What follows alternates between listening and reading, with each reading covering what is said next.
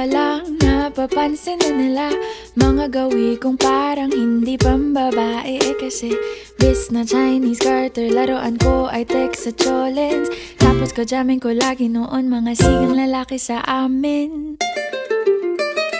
Nung ako'y mag-high school ay napabarkada sa mga bay. Curious na babae na ang hanap din ay babae. Sa halip na makeup kit, bit-bit ko ay gitara. Tapos pormahan ko lagi ay long sleeves na t-shirt at faded na lonta.